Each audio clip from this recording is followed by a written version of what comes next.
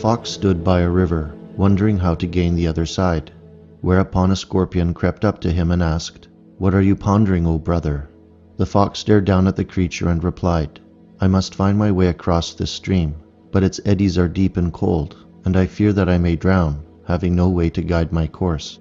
The scorpion thought for a moment, then said he, "If you would allow, I can sit on your shoulder and safely direct your path. Then both of us can cross together." But the fox had misgivings and rejoined, "I would have it, but for the dread I hold for your sting." The scorpion answered him thus, "What good would that do? For death would find me as well." The fox contemplated this, at which point he agreed. When they neared the river's midpoint, where the water was deepest, the scorpion stung the fox. As he felt his limbs go numb with death, the forlorn fox turned his head and asked the scorpion, "Why have you done this foolish thing? Both of us will now surely die." The scorpion merely answered, "I could not help myself, for it is in my nature to sting." Cultures and the civilizations these give rise to are the psychic manifestation of DNA.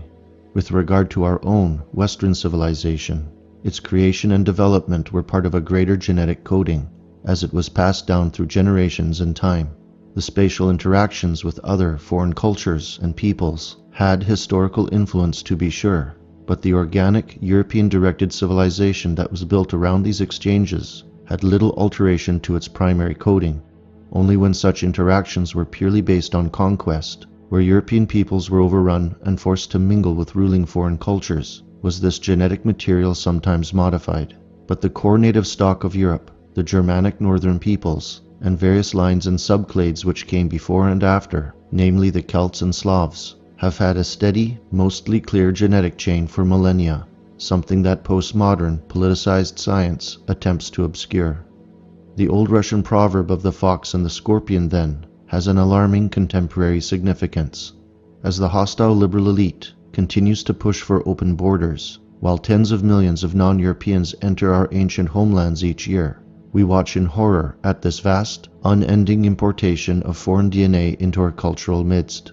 The incompatible coding these alien reservoirs hold will have dire consequences not only for long-term European survival as a distinct group, but for the cultural inheritance of Western civilization itself. This trend can have but one outcome, that the fragile genetic ecosystems of we Europeans will likely experience a cascade of catastrophic extinction events by the end of this century. Thus, those of us in the West are like the tragic figure of the fox, too clever for our own good. While trusting in our logic, we've failed to follow healthy intuition. So preoccupied with our own pathological altruism, we failed to observe the trap laid out for us. And, as in the fox's demise, we too will sink beneath the cold waves of history, without a fight or even a whimper.